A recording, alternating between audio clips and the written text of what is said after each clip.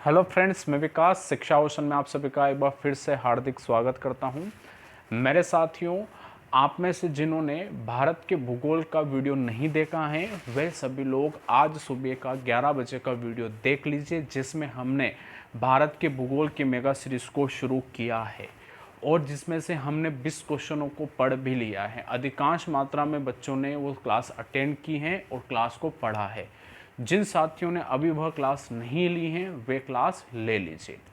मेरे साथियों, शाम को 6 बजे हमारा समय रहता है भारतीय संविधान को लेकर, यानी भारतीय संविधान की मेगा सीरीज हम पढ़ रहे थे और जिसके तहत 8 वीडियो अपलोड किए जा चुके हैं और उनके पीडीएफ आप सभी को शिक्षा ओशन के ब्लॉग से प्राप्त हो जाएंगे।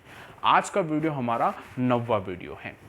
तो मेरे साथियों, शिक्षा ओशन का जो यूट्यूब चैनल है वह यूट्यूब चैनल आप सभी को UPSC, MPPSC, SSC, railway, bank और जितनी भी सेंट्रल और स्टेट गवर्नमेंट की कंपटीशन की एग्ज़ाम होती हैं उस एग्ज़ाम की प्रिपरेशन करवाता है। इसीलिए आप सभी लोग शिक्षा ओशन को ज़रूर सब्सक्राइब कीजिएगा और याद रखिएगा साथियों, सब्सक्राइब बटन के बगल में ही बेल आइकन का साइन है, उस साइन को भी आप ज़रा दबा दीजिए ताकि वीडियो की नोटिफिकेशन आप तक पहुँच सके।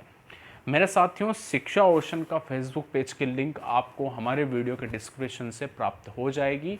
आप उस लिंक पर जाकर शिक्षा ओशन के फेसबुक को ज़रूर लाइक कीजिए। इसके पश्चात हमारे टेलीग्राम की चैनल की लिंक भी आपको हमारे इस वीडियो के लिंक में वीडियो के डिस्क्रिप्शन में मिल जाएगी। हमारे टेलीग्राम चैनल को भी ज़रूर ज्वाइन कीजिएगा, जहां पर आपको स्टडी मटेरियल तथा इस वीडियो का पीडीएफ भी आपको वहां से प्राप्त हो जाएगा। साथियों, हमारा इंस्टाग्राम चैनल को आप ज़रूर फॉलो कीजिए।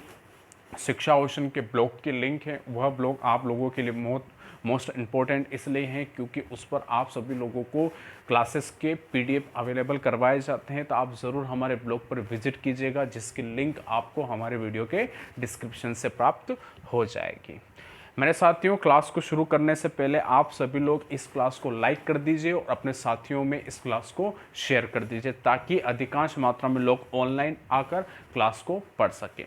और दूसरी बात मेरे साथियों, आप रोज़ 6 बजे ऑनलाइन आ जाइए कीजिए। मैंने देखा है कि बहुत सारे बच्चे काफ़ी लेट तक ऑनलाइन आते हैं, जिसकी वजह से उनके क्वेश्चंस छूट जाते हैं और मैं नहीं चाहता कि आपके क्वेश्चन छूटे, इसलिए आप सभी लोग 6 बजे ऑनलाइन आ जाया कीजिएगा। और वीडियो को लाइक, जैसे ही ऑनलाइन आओ वैसे ही क्लास को लाइक और शेयर कर दीजिए कीजिए। चले जी, तो अब शुरू करते हैं आज के सेशन के पहले क्वेश्चन की और इस पूरी मेगा सीरीज के 161वें क्वेश्चन के बारे में हम चर्चा करते हैं। तो आज का सेशन का पहला क्वेश्चन आप सभी लोग देखिएगा। अनुच्छेद 352 में राष्ट्रीय आपातकाल के बारे में वर्णन किया गया है। ठीक है, तो प्रश्न हमसे ये कह रहा है कि अनुच्छेद 352 के तहत आपातकाल की तीसरी घोषणा, यानी आपातकाल की तीसरी घोषणा मतलब कि 2 घोषणाएं पहले हो चुकी हैं। तीसरी घोषणा भारत के राष्ट्रपति द्वारा की गई थी, जिसमें निम्नलिखित आधार रखा गया था। मेरे साथियों, आर्टिकल 352 जो है, इस आर्टिकल 352 में आपके इसका उपयोग करने के लिए 3 इसमें बातें बताई गई हैं, जिसके अंतर्गत बाह्य युद्ध, आंतरिक अशांति, युद्ध, अगर ऐसी कोई कंडीशन होती हैं, इस कंडीशन के तहत ही आपका नेशनल इमरजेंसी लगाई जाती है। तो प्रश्न हमसे ये कहा जा रहा है कि जब तीसरा घोषणा की गई थी, यानी तीसरी बार जब आर्टिकल 352 को लगाने की घोषणा की गई थी, तब आधार क्या रखा गया था। ठीक है, ऑप्शन है बाहरी आक्रमण, आंतरिक अशांति, वित्तीय स्थिरता या राजनीतिक स्थिरता। क्या आधार रखा गया था जिस आधार पर आपके तीसरा आपातकाल की घोषणा की गई थी। तो मेरे साथियों, मैं आप लोगों को ये बताना चाहता हूँ कि तीसरा आपातकाल कब लगाया गया था। तो याद रखिएगा मेरे साथियों, तारीख थी 25 जून 1975। 25 जून 1975 को आपका आपातकाल की घोषणा की गई थी। कौन से? तीसरे आपातकाल की घोषणा की गई थी। अभी तक भारत में 3 बार आपातकाल लगाया गया, नेशनल इमरजेंसी 3 बार लगाई गई है और तीसरी बार लगाई गई थी 25 जून 1975 को, जो कि 21 महीने तक रही थी। अब आपके दिमाग में प्रश्न ये भी उठ रहा होगा कि सर पहली बार कब लगाई गई थी। आपको बिल्कुल भी परेशान होने की आवश्यकता नहीं है। मैं आप लोगों के साथ हूँ, आपकी सारी समस्याओं का समाधान करने के लिए मैं प्रयासरत हूँ। ठीक है, आप सिर्फ और सिर्फ डेली क्लास लीजिए, क्लास को लाइक कीजिए और शेयर कीजिए।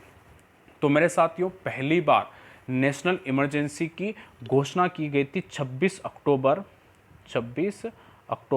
1962। ठीक है, 1962 में इंडो चाइना वॉर हुआ था। तब आपके बाहरी आक्रमण के तहत इस आपातकाल की घोषणा की गई थी पहली बार। ठीक है, 26 अक्टूबर 1962 की घोषणा की गई थी। ठीक है, दूसरी बार मेरे साथियों लगाया गया था आपके 3 दिसंबर 1971, जब इंडो पाक युद्ध हुआ था। ठीक है, इसके अंतर्गत भी बाहरी आक्रमण के तहत ही आपका यह आपातकाल लगाया गया था। 3 दिसंबर 1971 को यह आपातकाल लगाया गया। पहली बार जब 1962 में आपातकाल लगा था, नेशनल इमरजेंसी लगी थी, तब भारत के प्राइम मिनिस्टर थे पंडित जवाहरलाल नेहरू, और चाइना ने भारत के ऊपर आक्रमण कर दिया था, तब इमरजेंसी पहली बार लगी थी। दूसरी बार इमरजेंसी लगाई गई थी जब हमारी प्रधानमंत्री थी श्रीमती गांधी, यानी इंदिरा गांधी। जब पाकिस्तान ने भारत के ऊपर आक्रमण कर दिया था, तब आपकी दूसरी बार नेशनल इमरजेंसी लगी थी। अब प्रश्न हमसे ये पूछा जा रहा है कि तीसरी जो नेशनल इमरजेंसी थी, जो कि 25 जून 1975 को लगी थी, वह किस आधार पर लगाई गई? दो तो बाहरी आक्रमण के तहत लगाई गई, तीसरी काहे के लिए लगाई गई थी? आंतरिक अशांति, वित्तीय अस्थिरता या राजनीतिक अस्थिरता? तो मेरे साथियों, वह लगाई गई थी आपके आंतरिक अशांति के आधार पर। 1975 में किसी देश के साथ कोई युद्ध नहीं हुआ था। श्रीमती गांधी ने भारत के राष्ट्रपति को संबोधित करते हुए यह कहा था कि भारत में आंतरिक अशांति है और इसके आधार पर आप क्या लगा दो? नेशनल इमरजेंसी लगा दो। हाँ, ये अलग बात है मेरे साथियों कि यह नेशनल इमरजेंसी आपके गलत तरीके से लगाई गई थी। राजनीतिक महत्वाकांक्षाओं की पूर्ति के लिए यह इमरजेंसी लगाई गई थी, पूर्ण रूप से गलत तरीके से लगाई गई थी। लोकतंत्र की हत्या हुई थी, और यही कारण है कि 25 जून को आज भी भारत में ब्लैक डे मनाया जाता है, लोकतंत्र का काला दिवस मनाया जाता है, क्योंकि 25 जून को गलत तरीके से नेशनल इमरजेंसी लगाई गई थी। तो प्रश्न क्रमांक 161 का राइट आंसर बी वाला, आंतरिक अशांति। चलिए साथियों, अब चलते हैं अगले प्रश्न की तरफ। ठीक है, अभी तक अगर आप लोगों ने इस वीडियो को लाइक नहीं किया है तो तुरंत आप वीडियो को लाइक कर दीजिए। प्रश्न है, गलत तरीके से हिरासत के खिलाफ निम्नलिखित रीट जारी की जाती है। अगर गलत तरीके से किसी व्यक्ति को हिरासत में ले लिया जाता है, यानी कस्टडी में ले लिया जाता है, तो उसके खिलाफ कोर्ट कौन सी रीट जारी करता है? अब आप रीट का मतलब तो समझ ही गए होंगे। रीट का मतलब होता आदेश। वह कौन सा आदेश जारी किया जाता है कि जब आपके गलत तरीके से गिरफ्तारी होती है। ठीक है, अगर आपको इसका उत्तर पता हो तो उत्तर आप मुझे कमेंट बॉक्स में बताइए, और आप उत्तर देने का प्रयास किया करो, ताकि मुझे पता चले कि आप लोगों की तैयारी कैसे चल रही है। ठीक है साथियों, और मुझे ये भी पता चले आप कितने एक्टिव हो। तो प्रश्न क्रमांक 162 का अगर उत्तर आपको पता है तो तुरंत कमेंट बॉक्स में मुझे बताइए कि क्या वह रीट परमादेश की होती हैं, बंदी प्रत्यक्षीकरण की होती हैं, निषेध की होती हैं, या अधिकार प्रच्छा की होती हैं। ठीक है, तो सुनिएगा दोस्तों, अधिकार प्रच्छा का मतलब होता है कि आप किस अधिकार से इस पद पर हैं। ठीक है, अधिकार प्रच्छा नामक जो रीट होती है, यह कहती है कि आप किस अधिकार से इस पद पर बने हुए हैं। तो ये तो आपकी वह रीट नहीं है। निषेध का मतलब होता है कि किसी कार्य को होने से रोकना। ठीक है, तो यह वो रीट नहीं है। परमादेश का मतलब होता है आदेश देना। ठीक है, किसी भी व्यक्ति को आदेश देना, अधिकारी को आदेश देना, यह भी आपका क्या नहीं है? वह रीट नहीं है। किंतु नाम से ही पता चल रहा दोस्तों, बंदी का मतलब कि हिरासत में लिया हुआ व्यक्ति। बंदी प्रत्यक्षीकरण, ठीक है, मतलब कि बंदी को प्रस्तुत करना। शब्द का तात्पर्य क्या होता है? बंदी को प्रस्तुत करना। ठीक है, तो अगर गलत तरीके से हिरासत में लिया है तो बंदी प्रत्यक्षीकरण के तहत हाई कोर्ट या सुप्रीम कोर्ट बंदी प्रत्यक्षीकरण के तहत आपके व्यक्ति को अपने सामने प्रस्तुत करवा सकती हैं। तो प्रश्न क्रमांक 162 का राइट आंसर क्या हो जाएगा? बी वाला हो जाएगा। क्लियर मेरे साथियों?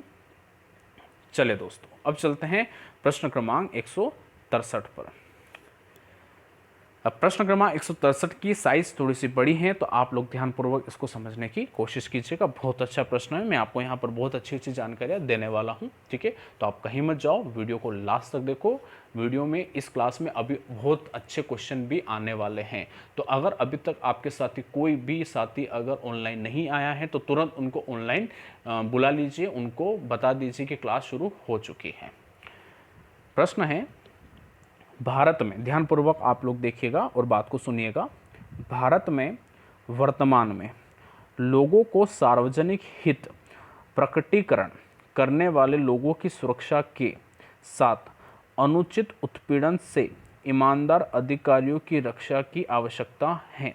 ठीक है, मतलब क्या कहा जा रहा है कि वर्तमान में लोगों को सार्वजनिक हित प्रकटीकरण यानी लोगों को हित प्रस्तुत करते हैं, यानी हम उनके लिए कार्य करते हैं। ठीक है, तो ऐसे जो लोग होते हैं उन लोगों के साथ सुरक्षा प्रदान करना। ठीक है, तो सुरक्षा किनसे प्रदान करना है? उत्पीड़न वाले अधिकारियों से। ठीक है, तो उनकी रक्षा के लिए क्या आवश्यक है, तो उसके बारे में हमसे पूछा जा रहा है। तो इसमें निम्नलिखित बयान पर विचार करना है। पहला बयान, विट्स ब्लोअर द्वारा शिकायतों के बारे में अब तक कोई संवैधानिक विनिमय नहीं है। ठीक है, एक शब्द यहाँ पर क्या आया है? विट्स ब्लोअर्स। ठीक है, विट्स ब्लोअर्स का मतलब क्या होता है? विट्स ब्लोअर्स आप लोगों ने अनेक न्यूज़पेपरों या फिर आपने अखबारों के माध्यम से या फिर आपने न्यूज़ चैनल्स के माध्यम से या फिर किसी सोशल मीडिया के माध्यम से आप लोगों ने कभी इसका नाम सुना होगा।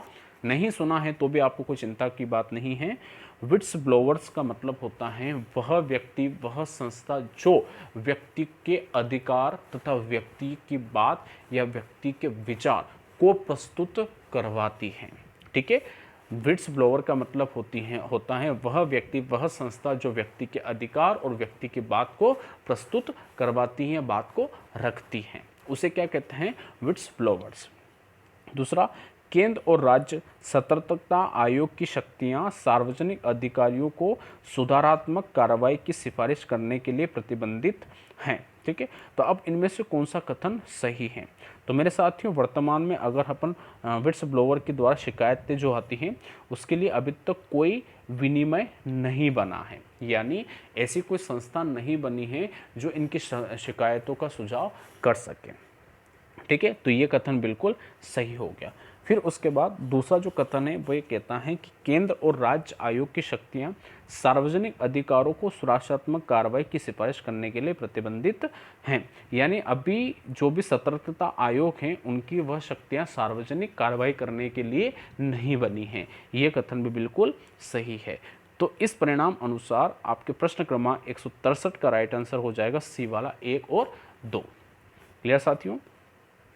चले जी, अब चलते हैं अगले प्रश्न की तरफ। अगला प्रश्न बहुत अच्छा है। मिस्र की संसद के उच्च सदन का नाम है। ठीक है, मिस्र की संसद के उच्च सदन का क्या नाम है? अगर आपको इस प्रश्न का उत्तर पता है तो तुरंत मुझे उत्तर कमेंट बॉक्स में बताइए। बहुत इजी क्वेश्चन है, टू द पॉइंट क्वेश्चन है, फैक्ट वाला क्वेश्चन है। आप में से अधिकांश बच्चों को इसका उत्तर पता होगा, मैं यही आशा करता हूं। जिनको पता है वो तुरंत इसका उत्तर मुझे कमेंट बॉक्स में दीजिए। आप सभी को मैं 10 सेकंड का समय देता हूं। 10 सेकंड का समय बहुत होता है, और जब 10 सेकंड का समय मैं दे रहा हूं तो जिन्होंने उत्तर दे दिया है वह वीडियो को लाइक कर दो और वीडियो को शेयर कर दो।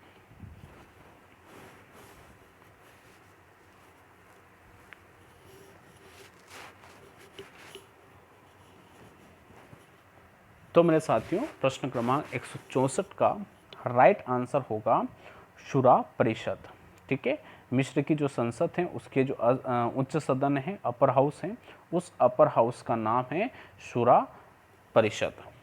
ठीक है, जिसकी स्थापना, यानी इस संसद की जो है, मिस्र की जो संसद है, मिस्र की संसद की स्थापना 1866 को हुई थी। 1866 को आपके मिस्र की संसद की स्थापना हुई थी, जिसके अपर हाउस का यानी उच्च सदन का नाम शूरा परिषद है। और आपको पता ही है दोस्तों कि मिस्र की राजधानी क्या है। ठीक है, तो तुरंत मुझे आप कमेंट बॉक्स में मिस्र की राजधानी भी बता दीजिए। ठीक है, देखो क्या होगा, जब मैं आपको पढ़ाता हूँ और अगर मैं आप लोगों से कोई क्वेश्चन पूछता हूँ, तो अगर आप उसका तुरंत कमेंट्स बॉक्स में उत्तर देते हैं तो मुझे भी बहुत अच्छा लगता है।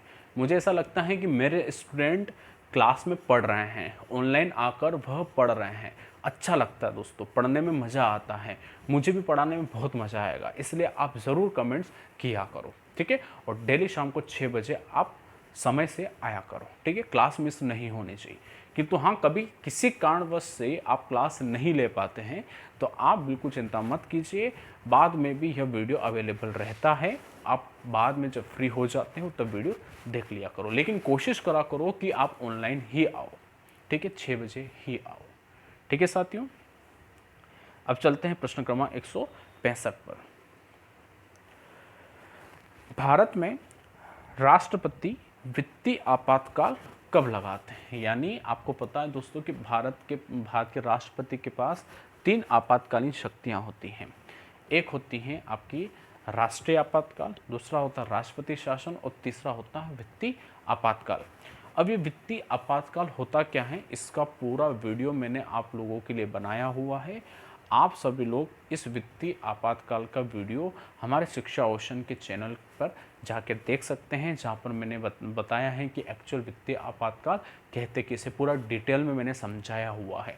तो जिन साथियों को पूरे डिटेल में वित्तीय आपातकाल को समझना है, वे साथी आपके इस वीडियो के डिस्क्रिप्शन में उस वीडियो के लिंक पर आप जाकर उस वीडियो को देख सकते हैं, ठीक है। तो आप ज़रूर देखिएगा वित्तीय आपातकाल क्या होता है। तो मेरे साथियों, वित्तीय आपातकाल कब लगाया जाता है? तो ऑप्शन है, अगर उसे लगता है, यानी भारत के राष्ट्रपति को लगता है कि वित्तीय स्थिरता का खतरा है। दूसरा, सरकारी व्यवसाय करने के असाधारण खर्चों को पूरा करने के लिए, यदि मंत्रिपरिषद को केक से एक रिपोर्ट मिलती है और इसकी सिफारिश की जाती है, या राज्य बहुमत से सिफारिश कर दें। तो किस आधार पर भारत के राष्ट्रपति वित्तीय आपातकाल की घोषणा करते हैं? तो मेरे साथियों, इसका जो ए वाला ऑप्शन है यह सटीक बैठता है, क्योंकि जो बाकी जो 3 ऑप्शन हैं इनमें वो बात ही नहीं है जो आपके हम बोल सकते हैं कि नहीं इसका आंसर ये हो सकता है, ठीक है। ये सिर्फ और सिर्फ आपके पूरी तरीके से गलत जा रहे हैं, ठीक है। तो ए वाला जो ऑप्शन है जिसमें लगता है कि भारत की वित्तीय स्थिरता खतरे में है, भारत की वित्तीय जो कंडीशन है वो ख़राब हो चुकी है, भारत के पास धन नहीं है, पैसा नहीं है, ऐसी कंडीशन में भारत के राष्ट्रपति आर्टिकल 36 का प्रयोग करके, यानी 360 का प्रयोग करके भारत में वित्तीय आपातकाल की घोषणा करते हैं, ठीक है साथियों। तो प्रश्न क्रमांक 165 का राइट आंसर हो गया ए वाला, ठीक। चलिए अब चलते हैं प्रश्न क्रमांक 166 पर। प्रश्न क्रमांक 166 पे बहुत अच्छा प्रश्न है साथियों। मैंने आपको कहा था कि हम इस क्लास में बहुत अच्छे अच्छे प्रश्नों को जानेंगे, और वैसे भी हम इस मेगा सीरीज़ में बहुत अच्छे अच्छे प्रश्नों को ही जान सके हैं। और दोस्तों, आप जब पूरी मेगा सीरीज़ को पढ़ लेंगे ना, फिर आपको ऐसा लगेगा कि हाँ, हमने बहुत अच्छी तैयारी करी है, ठीक है। आप खुद स्वयं से बोलेंगे कि हमने विकास सर के साथ, शिक्षा ओशन के साथ बहुत अच्छी तैयारी करी है, ठीक है, क्योंकि मैं आप सबके लिए ऐसे ही क्वेश्चंस निकाल के लेके आया हूँ, ठीक है। तो आप कहीं मत जाओ, वीडियो को लाइक और शेयर जरूर करो और शिक्षा ओशन के साथ बने रहो। तो प्रश्न क्रमांक 166, भारतीय समेकित को मैं आपको समझा चुका हूँ। समेकित का मतलब होता है संचित निधि, ठीक है। समेकित निधि में से फंड निकालने के लिए किसकी अनुमति की आवश्यकता होती है? तो हम पहले ही जान लेते हैं कि समेकित निधि क्या होती है। समेकित निधि का मतलब होता है संचित निधि। इसका तात्पर्य होता है कि भारत सरकार जो टैक्स लगाती है, भारत सरकार की इनकम क्या है? भारत सरकार की इनकम है टैक्स, यानी कर।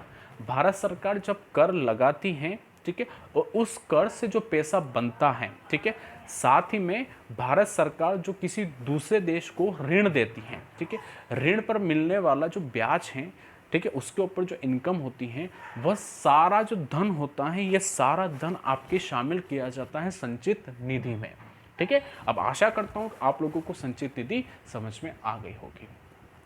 तो अब प्रश्न ये है कि अगर उस संचित निधि में से धन निकालना है, पैसा निकालना है, तो किसकी अनुमति होना आवश्यक है, ठीक है। तो मेरे साथियों, एक चीज मैं आपको बता देता हूं कि संचित निधि में से धन निकालना, ठीक है, संसद के पास, ठीक है, यानी संसद भारत की संचित निधि से धन निकालती है, ठीक है। लेकिन प्रश्न हमसे क्या पूछा गया है कि किसकी अनुमति की आवश्यकता होती है। अनुमति देना और निकालने में दोनों में अंतर होता है, ठीक है। जैसे कि घर की तिजोरी है, घर की तिजोरी में आप भी इतने काबिल हैं कि आप वहाँ से पैसा निकाल सकते हैं, किंतु अनुमति के साथ। बिना अनुमति के जाओगे तो आपकी पिटाई हो सकती है, ठीक है।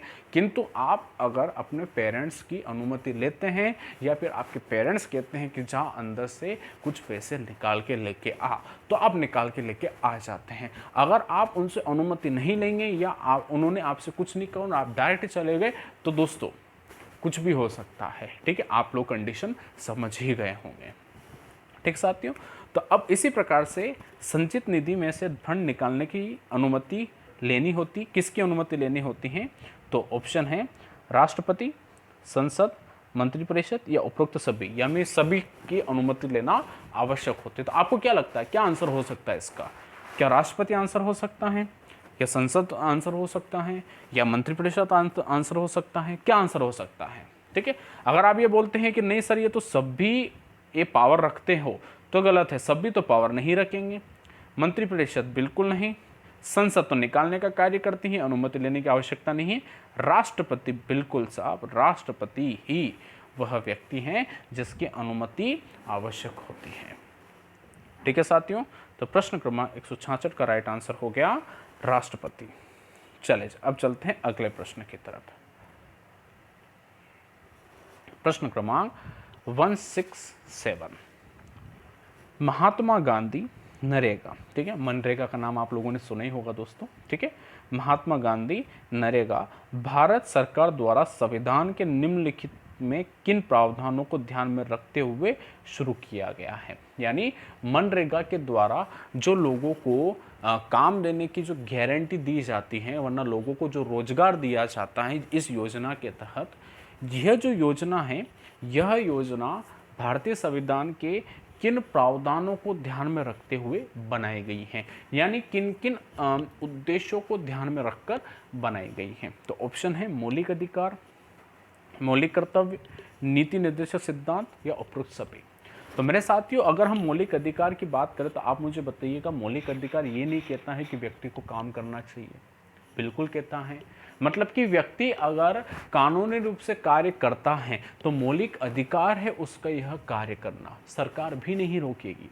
यानी मौलिक अधिकार के उद्देश्यों की भी प्राप्ति करता है। मौलिक कर्तव्य, यह व्यक्ति का कर्तव्य है कार्य करना, देश हित के लिए कार्य करना। और देश हित के लिए कार्य क्या होता है? देश हित के लिए कार्य होता है कानून के अनुसार कार्य करना, यानी मौलिक कर्तव्य के उद्देश्यों को भी प्राप्त करता है। नीति निर्देशक सिद्धांत, ठीक है, सामाजिक सिद्धांत, सामाजिक उद्देश्य, व्यक्ति का विकास करना ही नीति निर्देशक सिद्धांत का उद्देश्य है, और व्यक्ति कार्य करेगा तभी तो उसका विकास होगा, ठीक है। तो नीति निर्देशक सिद्धांतों के उद्देश्यों की भी प्राप्ति कौन कर रहा है? मनरेगा कर रहा है। यानी प्रश्न क्रमांक 167 के राइट आंसर होंगे उपरोक्त सभी, क्योंकि यह तीनों आपके उद्देश्यों की प्राप्ति करवाते हैं, इसलिए 167 का राइट आंसर उपरोक्त सभी होगा। ठीक है साथियों, चले मेरे मित्रों, अब चलते हैं प्रश्न क्रमांक 168 पर। बहुत अच्छा प्रश्न है, ठीक है। जरा इस प्रश्न के बारे में चर्चा करते हैं, ठीक है। इस प्रश्न के बारे में चर्चा करने से पहले जिन साथियों ने अभी तक भी शिक्षा ओशन के इस वीडियो को लाइक नहीं किया है वह तुरंत लाइक कर दो साथियों। शिक्षा ओशन को सब्सक्राइब कर दीजिए, और सब्सक्राइब बटन के बगल में जो बेल आइकन का जो आइकॉन है उसको आप ज़रूर प्रेस कीजिएगा, ताकि जैसे ही वीडियो अपलोड होगा आप तक नोटिफिकेशन पहुंच जाएगी। ठीक है साथियों, और हम सुबह 11 बजे भारत के भूगोल की क्लास को हम पढ़ते हैं, यानी सुबह आप 11 बजे क्लास रहेगी इंडियन ज्योग्राफी की मेगा सीरीज़ की, तो उस क्लास को भी बिल्कुल मिस मत कीजिएगा। आज से वह क्लासेस शुरू हो चुकी हैं। तो मेरे साथियों, प्रश्न क्रमांक 168 कहता है, सुरक्षा का अधिकार, सूचना का अधिकार, चुनने का अधिकार, सुनने का अधिकार और निवारण का अधिकार। क्या क्या कौन कौन सा अधिकार? सुरक्षा का अधिकार, ठीक है, समझ में आ गया ना। सूचना का अधिकार समझ में आया। चुनने का अधिकार मतलब मतदान, सुनने का अधिकार, निवारक का अधिकार, ठीक है, निम्नलिखित में से किसके आवश्यक घटक हैं, ठीक है। और ऑप्शन है मौलिक अधिकार, उपभोक्ता संरक्षण अधिनियम, अनिवार्य वस्तु विनिमय या भ्रष्टाचार निरोध अधिनियम। यह किसके आपके घटक हैं, यानी यह किसके भाग हैं। तो अब सुनिएगा मेरे साथियों, सुरक्षा का अधिकार मौलिक अधिकार के अंतर्गत आता है, नो डाउट। सूचना का अधिकार भी मौलिक अधिकार के अंतर्गत आता है, नो डाउट। किंतु चुनने का अधिकार जो है यह मौलिक अधिकार के अंतर्गत नहीं आता, सुनने का जो अधिकार है यह भी नहीं आता, और आपका निवारक अधिकार की बात करें तो हाँ, यह मौलिक अधिकार के अंतर्गत आता है। तो अगर आप लोगों ने इस प्रश्न को बिना समझे ही इसका उत्तर मौलिक अधिकार लगा दिया तो आपका प्रश्न हो गया गलत, ठीक है। अब बात तो अब और ज़्यादा क्रिटिकल हो गई, क्योंकि हमने जिसके ऊपर पूरा विश्वास किया था वो ऑप्शन तो हो गया गलत। अब कौन सा ऑप्शन इसका सही होगा? भ्रष्टाचार निरोध अधिनियम, अनिवार्य वस्तु अधिनियम या उपभोक्ता संरक्षण अधिनियम। यह किसके घटक होंगे, किसके भाग होंगे? तो मेरे साथियों यह भाग है उपभोक्ता संरक्षण अधिनियम। उपभोक्ता संरक्षण जो अधिनियम है यह व्यक्ति की सुरक्षा का अधिकार भी देता है, सूचना का अधिकार भी देता है, चुनने का अधिकार भी देता है, सुनने का अधिकार भी देता है और निवारण का अधिकार भी देता है, ठीक है। सारे अधिकार आपके उपभोक्ता संरक्षण अधिनियम के अंतर्गत आते हैं। उपभोक्ता संरक्षण का मतलब यह होता है कि जो व्यक्ति किसी वस्तु को खरीदता है वह कहलाता है उपभोक्ता। तो जो कोई व्यक्ति किसी वस्तु को खरीद रहा है तो उस वस्तु के बारे में जानकारी लेने का अधिकार उस उपभोक्ता को होगा, ठीक है। दूसरा, वह जो प्रोडक्ट है व्यक्ति के लिए सुरक्षित होना चाहिए, यानी उसका सुरक्षा का अधिकार भी होगा। प्रोडक्ट को चुनने का अधिकार उस उपभोक्ता का होगा। आप खुद सोचिए कि आपको प्रोडक्ट चुनने का अधिकार होता है कि नहीं होता है? होता है ना साथियों। सुनने का अधिकार, आपकी शिकायतें उपभोक्ता संरक्षण अधिनियम के तहत सुनी जाती है। निवारण, आपकी समस्या का निवारण किया जाता है। तो ये सारे घटक, ये सारे भाग आपके उपभोक्ता संरक्षण की तरफ इशारा कर रहे हैं, नहीं कर रहे हैं, और यही कारण है कि इसका राइट आंसर हो गया बी वाला, ठीक साथियों। चले जी, अब चलते हैं अगले प्रश्न की तरफ। बहुत अच्छा प्रश्न आपका इंतजार कर रहा है। प्रश्न क्रमांक 169, निम्नलिखित में भारत के कौन से प्रधानमंत्री कभी किसी राज्य के मुख्यमंत्री नहीं रहे हैं? ठीक है, यानी 4 प्रधानमंत्रियों के नाम आप सभी को अपने स्क्रीन पर दिख रहे हैं, और ये कहा जा रहा है कि 3 ऐसे प्रधानमंत्री थे जो प्रधानमंत्री के पद पर पहुंचने से पहले किसी न किसी राज्य के मुख्यमंत्री थे, और उसके पश्चात वह प्रधानमंत्री के पद पर पहुंचे हैं। किंतु इनमें से एक ऐसे प्रधानमंत्री थे जो कभी भी राज्य के मुख्यमंत्री नहीं बने और सीधे पहुंच गए आपके प्रधानमंत्री के पद पर, ठीक है। तो अब उसी के बारे में हमसे प्रश्न पूछा जा रहा है, तो ध्यानपूर्वक सुनो कि अगर हम बात करें पीवी नरसिम्हा राव की, तो पीवी नरसिम्हा राव जी आपके आंध्र प्रदेश, ठीक है, आंध्र प्रदेश के मुख्यमंत्री रह चुके हैं, ठीक है। तो इस अनुसार ये तो आपके नहीं हो सकते। वीपी सिंह की बात करें तो वीपी सिंह भी उत्तर प्रदेश के मुख्यमंत्री रह चुके हैं, ठीक है। मोरारजी देसाई की बात करें तो मोरारजी देसाई 1952 में जब आपके राज्य नहीं बने थे तब बम्बई प्रांत के मुख्यमंत्री थे, ठीक है, बम्बई प्रांत के मुख्यमंत्री थे। किंतु चंद्रशेखर एक ऐसे प्रधानमंत्री थे जो किसी भी राज्य के मुख्यमंत्री नहीं रहे हैं। तो इस अनुसार प्रश्न क्रमांक 169 का राइट आंसर हो जाएगा बी, चंद्रशेखर, ठीक है साथियों। चले मेरे मित्रों, अब चलते हैं अगले प्रश्न की ओर। प्रश्न क्रमांक 170, बहुत अच्छा प्रश्न है साथियों, बहुत ही बेहतरीन प्रश्न है, ठीक है। प्रश्न हमसे यह कह रहा है, बजट सत्र में गुलोटिन किसे कहा जाता है? एक शब्द है, टर्म है, आपके संसद की एक टर्म है, संसद की एक शब्दावली है गुलोटिन, ठीक है। गुलोटिन किसे कहा जाता है, और यह जो शब्द है यह बजट से भी संबंध रखता है और आपके एक संसद से भी संबंध रखता है। तो आप में से जिन छात्रों को यह पता है कि गुलोटिन किसे कहते हैं और इस प्रश्न का उत्तर उनको पता है, तो कमेंट में ज़रूर आप मुझे उस प्रश्न का उत्तर दीजिए। आप मुझे ऑप्शन बताइए कि सर यह ऑप्शन सही है। और बाकी जिनको नहीं पता है वो बिल्कुल चिंता मत कीजिए, वो मेरे मुख से सुनिए कि गुलोटिन कहते किसे हैं, ठीक है। तो बजट सत्र में गुलोटिन किसे कहा जाता है। मेरे साथियों, गुलोटिन क्या होता है सुनिएगा। संसद के सत्र होते हैं, संसद में सत्र का मतलब होता है कि संसद जब कार्य करती है उसे कहते हैं संसद का सत्र। और जब संसद के सत्र में बजट पेश किया जाता है तो उस सत्र को कहते हैं बजट सत्र, ठीक है। अब हर एक सत्र का टाइम पीरियड होता है, एक समय सीमा होती है, और बजट की तो समय सीमा होगी क्योंकि हर वर्ष प्रति वर्ष बजट बनता है और निश्चित समय के लिए ही बजट बनता है, ठीक है। तो निश्चित समय में उसको पारित होना भी आवश्यक होता है, ठीक है। तो अब निश्चित समय में उस बजट को संसद से पास होना भी अनिवार्य है, ठीक है।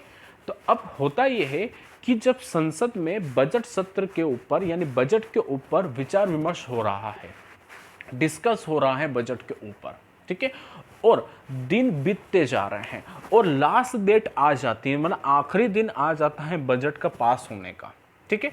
तब क्या करते हैं लोकसभा के स्पीकर, ठीक है, कौन, लोकसभा के स्पीकर सारे मुद्दों को एक साथ पटल पर रखकर सबकी वोटिंग करवा देते हैं, ठीक है। यानी क्या होता है कि हर एक बिल में हर एक मांग को लेकर वोटिंग होती है, यानी हर एक चीज को लेकर वोटिंग होती है, तत्पश्चात जाकर एक एक चीज पास होती है, ठीक है।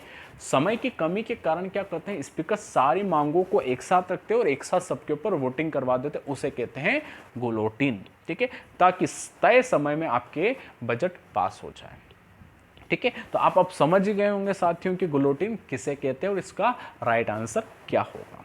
तो मेरे साथियों, बजट पर साधारण चर्चा गलत, विपक्ष कटौती प्रस्ताव गलत, इनमें से कोई नहीं गलत, जबकि राइट आंसर बी वाला स्पीकर वोट देने के लिए सभी बकाया मांगों को रखता है, ठीक। चलिए जी, अब चलते हैं अगले प्रश्न की ओर। प्रश्न क्रमांक 171, ठीक है। पढ़ने में मजा आया हो, समझ में आया हो, मेरा पढ़ा हुआ आपको अच्छा लग रहा हो तो वीडियो को ज़रूर लाइक कीजिएगा, शिक्षा ओशन को ज़रूर सब्सक्राइब कीजिएगा, बेल आइकन को ज़रूर दबाइएगा, और इस क्लास के बाद कल 11 बजे ज़रूर भारत के भूगोल की क्लास में आइएगा ताकि मैं आपको भारत का भूगोल भी अच्छे से पढ़ा सकूं, ठीक है साथियों। चले जी, तो प्रश्न क्रमांक 171, भारतीय राज्य के उच्च न्यायालय के मुख्य न्यायाधीश की नियुक्ति कौन करता है, यानी राज्य के जो हाई कोर्ट होते हैं उन हाई कोर्ट के जो न्यायाधीश होते हैं उस न्यायाधीश की नियुक्ति कौन करता है, ठीक है। तो ऑप्शन है सर्वोच्च न्यायालय के सलाह पर राष्ट्रपति, अगर आप इसका चुनाव कर रहे हैं तो गलत, सर्वोच्च न्यायालय की सलाह पर राष्ट्रपति नहीं करते हैं, प्रधानमंत्री के सलाह पर राष्ट्रपति, यह भी गलत, कानून मंत्री का कोई लेना देना नहीं है, जबकि राइट आंसर होता है कोलिजियम सिस्टम वाला, यानी सुप्रीम कोर्ट के मुख्य न्यायाधीश, सुप्रीम कोर्ट के न्यायाधीश आपके हाई कोर्ट के मुख्य न्यायाधीश तथा हाई कोर्ट के अन्य न्यायाधीश के जो नाम होते हैं एक कोलेजियम कमेटी होती है जिसकी स्थापना या जिसका निर्माण सुप्रीम कोर्ट के मुख्य न्यायाधीश की अध्यक्षता में होता है। और ये जो कोलेजियम कमेटी होती है यही कोलेजियम कमेटी मुख्य न्यायाधीश, अन्य न्यायाधीश जो सुप्रीम कोर्ट के होंगे, हाई कोर्ट के मुख्य न्यायाधीश और अन्य न्यायाधीशों के नामों को भेजेगी किसके पास, राष्ट्रपति के पास, और फिर राष्ट्रपति उनको नियुक्त करेंगे। यहाँ पर कानून मंत्री का कोई लेना देना नहीं है, संसद का कोई लेना देना नहीं है, और ना ही यहाँ पर प्रधानमंत्री का कोई लेना देना नहीं है। यह पूरी जो कंडीशन होती है, यह पूरी कंडीशन कोलेजियम और राष्ट्रपति दोनों के मध्य होती है, ठीक है। तो इस अनुसार प्रश्न क्रमांक 171 का राइट आंसर डी वाला होगा, ठीक है मेरे साथियों। चलिए मेरे दोस्तों, अब चलते हैं अगले प्रश्न की ओर। अगला प्रश्न भी बहुत अच्छा है, हमसे कह रहा है कि निम्नलिखित पर ध्यान दीजिए, 3 कंडीशन आप लोगों के सामने है, 3 कथन आप लोगों के सामने है, ठीक है। इन तीनों पर हमें ध्यान देना। चलो एक एक पर हम ध्यान देते हैं। पहला, करों की शुद्ध आय के शेयर आवंटित करना। करों के शुद्ध आय, करों मतलब कि टैक्स, ठीक है। टैक्स से जो इनकम होती है, ठीक है, तो इनकम का जो शेयर बनता है यानी कि हिस्सा जो होता है उसको बांटना।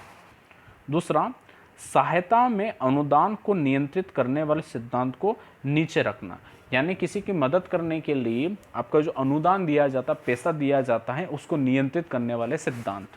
तीसरा, केंद्र सरकार और राज्य सरकार के बीच में वित्तीय संबंधों को देखना, केंद्र और राज्य के बीच में जो फाइनेंशियल जो रिलेशन होते हैं उन रिलेशंस को देखना, ठीक है। ये 3 कंडीशन हमारे सामने रखी गई हैं।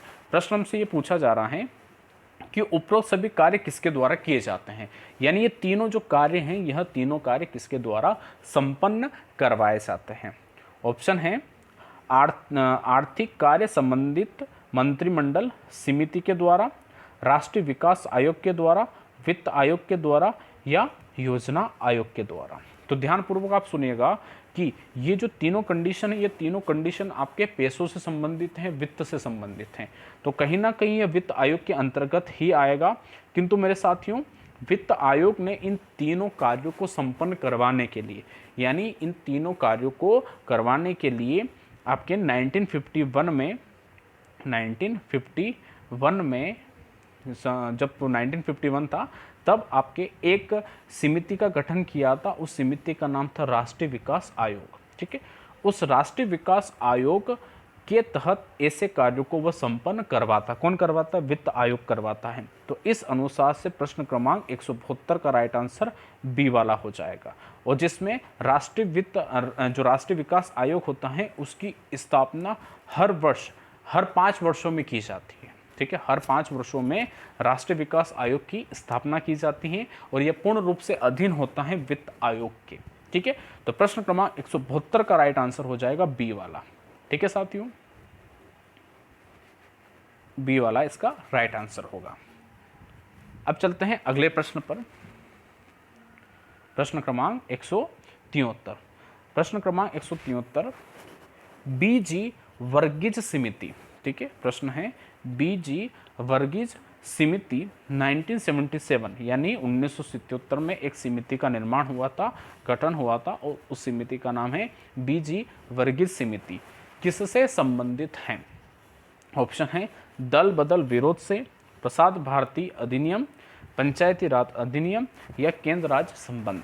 तो मेरे साथियों, केंद्र राज्य संबंध से यह समिति का कोई लेना देना नहीं है, पंचायती राज में इसका कोई योगदान नहीं है, दल बदल विरोध में भी इसका कोई हिस्सा नहीं है, जबकि राइट आंसर है प्रसार भारती अधिनियम, ठीक है। तो प्रश्न क्रमांक 173 का राइट आंसर है बी वाला। 173 का बी राइट आंसर है, ठीक है, प्रसार भारती अधिनियम, ठीक है। याद रखिएगा कौन सी समिति है, बीजी वर्गीज समिति 1977। चलिए मेरे साथियों, अब चलते हैं अगले प्रश्न पर।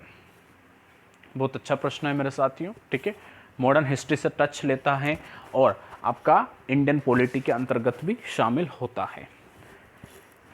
अराजक और क्रांतिकारी अपराध अधिनियम 1919 को क्या कहा गया है? ठीक है, एक अधिनियम लेके आए थे, कानून का निर्माण किया था अंग्रेजों ने, क्योंकि 1947 से पहले अंग्रेजों का शासन था और ईयर हमसे पूछा गया है 1919 का, ठीक है। और उस कानून का नाम था अराजक और क्रांतिकारी अपराध अधिनियम, ठीक है। तो इसको किस कानून के तहत या कानून के नाम से जाना जाता था? ऑप्शन है इंडिया आर्म्स एक्ट, बी वाला है पिट्स इंडिया एक्ट, सी है रोलेट एक्ट, या इनमें से कोई नहीं। तो मेरे साथियों, इसे कहा जाता था रोलेट एक्ट, ठीक है। रोलेट एक्ट को अंधा कानून के नाम से भी जाना जाता था दोस्तों, ठीक है। और गांधी जी ने इसे काला कानून भी कहा था। रोलेट एक्ट के तहत होता यह था कि बिना किसी जांच पड़ताल के किसी भी व्यक्ति को शक के आधार पर अंग्रेज गिरफ्तार कर सकते थे और कितने भी समय तक उसे अपनी कस्टडी में रख सकते थे। तो इसकी वजह से संपूर्ण भारतीयों के अंदर भय था और भारतीयों का जो अधिकार थे उन अधिकारों का हनन हो रहा था। ठीक है। तो इस कानून को रोलेट एक्ट के नाम से जाना जाता था और यह कानून काला कानून के नाम से भी पहचाना जाता था वर्ष 1919 में। ठीक है साथियों, तो प्रश्न क्रमांक 174 का राइट आंसर हो जाएगा सी वाला रोलेट एक्ट। अब प्रश्न क्रमांक 175, डॉक्टर अंबेडकर संविधान सभा में कहां से चुने गए थे? जैसे कि आप सबको पता है दोस्तों कि संविधान सभा के जो सदस्य थे वह सदस्य विधानसभाओं से चुने गए थे। ठीक है, अलग अलग जो विधानसभाएं थी, प्रांतीय सभाएं थी, उन प्रांतीय सभाओं से चुने गए थे। और ये एक प्रश्न हमारे सामने आया है कि जो डॉक्टर बी आर अम्बेडकर थे, डॉक्टर बी आर अम्बेडकर किस क्षेत्र से चुने गए थे? ऑप्शन है United Provinces, West Bengal, the Bombay presidency या पंजाब। तो मेरे साथियों आपको बता दूं कि राइट आंसर है वेस्ट बंगाल, पश्चिम बंगाल से वह चुने गए थे डॉक्टर बी आर अम्बेडकर। ठीक है साथियों, तो प्रश्न क्रमांक 175 का राइट आंसर हो गया वेस्ट बंगाल। चलिए अब चलते हैं प्रश्न क्रमांक 176 पर। बहुत अच्छा प्रश्न है। मोर भारत का राष्ट्रीय पक्षी कब घोषित हुआ? आप सबको ज्ञात है दोस्तों कि भारत का राष्ट्रीय पक्षी है मोर, जो कि दिखने में बहुत सुंदर पक्षी है। ठीक है, आपके आसपास आप लोगों ने अपने इलाकों में इन मोर को देखा होगा। बहुत सुंदर मोर है, बहुत सुंदर पक्षी है। ठीक है, तो ये जो सुंदर पक्षी यानी मोर जो है, इस मोर को राष्ट्रीय पक्षी कब घोषित किया गया था? ठीक है, ऑप्शन है 1959 को, 1961 को, 1963 को, 1965 को। बहुत बेसिक क्वेश्चन है और जनरली हमें यह पता होना भी चाहिए। ठीक है, कि मोर को राष्ट्रीय पक्षी कब घोषित किया गया। तो मेरे साथियों मोर को राष्ट्रीय पक्षी घोषित किया गया 1963 को। कब किया गया? 1963 को मोर को आपका राष्ट्रीय पक्षी घोषित किया गया था। चले साथियों, अब प्रश्न क्रमांक 177 पर बात करते हैं, जिसमें कहा गया है कि निम्नलिखित में से आपको गलत कथन छांटने हैं। 4 कथन हमें दिए गए हैं और उसमें से एक गलत कथन हमें छांटने को कहा गया है। तो ध्यानपूर्वक हम एक एक कथनों को पढ़ेंगे। पहला कथन, संवैधानिक संशोधन विधेयक केवल राष्ट्रपति द्वारा अनुमोदित किया जा सकता है लेकिन वापस नहीं किया जा सकता है। संवैधानिक संशोधन, संवैधानिक संशोधन का मतलब होता है संविधान में संशोधन करना। संविधान में संशोधन करने का प्रस्ताव हमेशा भारत के राष्ट्रपति के द्वारा संसद में लाया जाता है, यानी उनकी अनुमति से लाया जाता है। और जब भी कोई भी प्रस्ताव भारत के राष्ट्रपति की अनुमति से संसद में लाया जाता है तो वह कभी भी वापस नहीं होगा। एक बार अनुमति से आ गया है तो उसे वापस नहीं लिया जा सकता है। तो जो पहला जो कथन है वह बिल्कुल सही है। फिर अनुच्छेद 111 द्वारा दी गई शक्तियों के तहत राष्ट्रपति बिल को अपनी सहमति रोक सकते हैं। ठीक है, यह भी बिल्कुल सही है दोस्तों कि राष्ट्रपति किसी भी बिल को अपनी सहमति रोक सकते हैं आर्टिकल 111 के तहत। अब तीसरा है, उच्च न्यायालय का न्यायाधीश भारत के मुख्य न्यायाधीश को अपना इस्तीफा देता है। मेरे साथियों, उच्च न्यायालय के न्यायाधीश भारत के मुख्य न्यायाधीश को अपना इस्तीफा नहीं देते हैं। भारत के जो न्यायाधीश होते हैं, उच्च न्यायालय के जो न्यायाधीश होते हैं, वह अपना इस्तीफा भारत के राष्ट्रपति को देते हैं, क्योंकि भारत के राष्ट्रपति इनकी नियुक्ति करते हैं। ठीक है, तो मुख्य न्यायाधीश इनके इस्तीफे को ग्रहण नहीं करेगा, इस्तीफा दिया जाएगा राष्ट्रपति को। तो यह कथन आपका क्या हो जाएगा? गलत हो जाएगा। ठीक, और फिर डी वाला है, छुआछूत का अंत समानता के अधिकार में है। बिल्कुल दोस्तों, समानता का अधिकार की शुरुआत आर्टिकल 14 से 18 तक होती है, जिसमें से आर्टिकल 17 छुआछूत के अंत की बात करता है, जो कि आपके समानता के अधिकार के अंतर्गत आता है। तो यह कथन भी आपका सही हो गया। अब हमसे प्रश्न में क्या पूछा गया था? हमसे प्रश्न में पूछा गया था कि गलत कथन को छांटना है। तो गलत कथन कौन सा निकला? सी वाला, जिसमें कहा गया कि उच्च न्यायालय का जो न्यायाधीश होता है वह इस्तीफा मुख्य न्यायाधीश को देता है। तो गलत है, मुख्य न्यायाधीश को नहीं, वह देगा राष्ट्रपति को। तो प्रश्न क्रमांक 177 का राइट आंसर हो जाएगा सी वाला। क्लियर मेरे साथियों? चले दोस्तों, अब चलते हैं अगले प्रश्न पर। प्रश्न क्रमांक 178, निम्नलिखित में से कौन सा अनुच्छेद मनुष्यों में यातायात का निषेध से संबंधित है? मनुष्यों में यातायात का मतलब होता है कि मनुष्यों का दुर्व्यापार करना, ठीक है। कभी कभी क्वेश्चन को घुमा फिरा के पूछा जाता है, जो कथन होता है उसको थोड़ा सा डिफरेंट तरीके से पेश करते हैं, जिससे क्या होते हैं, बच्चे कंफ्यूज होते हैं। आपको कंफ्यूज होने की आवश्यकता नहीं है। यहाँ पर मनुष्यों में यातायात का निषेध का मतलब होता है कि मनुष्यों का दुर्व्यापार करना, मतलब कि मनुष्य जो होते हैं उनको एक स्थान से दूसरे स्थान पर बेचने की नीयत से ले जाना, इसे कहते हैं मनुष्यों में यातायात का निषेध। तो ये किसके अंतर्गत आता है, यानी भारत का वो कौन सा आर्टिकल है जिसके तहत आपके मानव दुर्व्यापार को रोका गया है? और आपको मैं बता दूं दोस्तों, यह मौलिक अधिकार भी है। क्या आर्टिकल 21, आर्टिकल 22, 23 या 24? आप तुरंत मुझे ऑप्शन में बताइएगा कि क्या इसका राइट आंसर हो सकता है, कि क्या इसका राइट आंसर 22 हो सकता है, 23 हो सकता है या 24 हो सकता है। ठीक है, तो मेरे साथियों, ये जो आपका मनुष्यों में यातायात का जो निषेध है, यह आता है आपके शोषण के विरुद्ध अधिकार के अंतर्गत। और शोषण के विरुद्ध अधिकार के अंतर्गत दो आर्टिकल आते हैं, आर्टिकल 23 और आर्टिकल 24। अब ऑप्शन देखें तो 23 और 24 सी और डी है। अब इन सी और डी में से कौन सा इसका राइट आंसर होगा? तो 24 की अगर अपन बात करें तो जिसमें आपके 14 वर्ष से कम बालकों को जोखिम भरे कार्यों में नहीं लगाने की बात की जा रही है, तो 24 तो हो नहीं सकता। 23 में जरूर बताया गया है बलात्श्रम पर निषेध, यानी बल के आधार पर कोई कार्य नहीं करवाया जाएगा, मानव दुर्व्यापार पर निषेध की बात आर्टिकल 23 करता है। तो प्रश्न क्रमांक 178 का राइट आंसर हो जाएगा सी वाला। ठीक है साथियों, अनुच्छेद 23। अब चलते हैं अगले प्रश्न पर, प्रश्न क्रमांक 179। निम्नलिखित में कौन राष्ट्रीय मानवाधिकार आयोग का चेयरमैन हो सकता है? यानी इन चारों में से कौन राष्ट्रीय मानवाधिकार आयोग का अध्यक्ष बन सकता है? ठीक है, सुप्रीम कोर्ट का कार्यरत कोई भी न्यायाधीश, सुप्रीम कोर्ट का रिटायर कोई भी न्यायाधीश, भारत का मुख्य न्यायाधीश या भारत का सेवानिवृत्त मुख्य न्यायाधीश। तो मेरे साथियों, यहाँ पर हमसे ये पूछा जा रहा है कि राष्ट्रीय मानवाधिकार आयोग का चेयरमैन यानी अध्यक्ष के बारे में पूछ रहे हैं, आपके सदस्य के बारे में नहीं पूछ रहे हैं। ठीक है, ये चीज आप अपने दिमाग में बिठा के रखना। तो अब देखो, सुप्रीम कोर्ट का कार्यरत कोई भी न्यायाधीश तो नहीं बन सकता। क्यों नहीं बन सकता? क्योंकि व्यक्ति एक समय एक पद पर रहकर ही कार्य कर सकता है, एक समय में वो दो पद ग्रहण नहीं कर सकता है।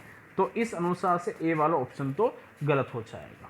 बी वाला, सुप्रीम कोर्ट का रिटायर कोई भी न्यायाधीश। मेरे साथियों, चेयरमैन के बारे में पूछा है, सदस्य के बारे में नहीं पूछा है। हाँ, अगर सदस्य के बारे में बोलते तो हम बोल सकते थे हाँ कि सुप्रीम कोर्ट का कोई भी रिटायर्ड जज आपका सदस्य बन सकता है, किंतु यहाँ पर पूछा जा रहा है चेयरमैन के बारे में, तो यह गलत हो जाएगा।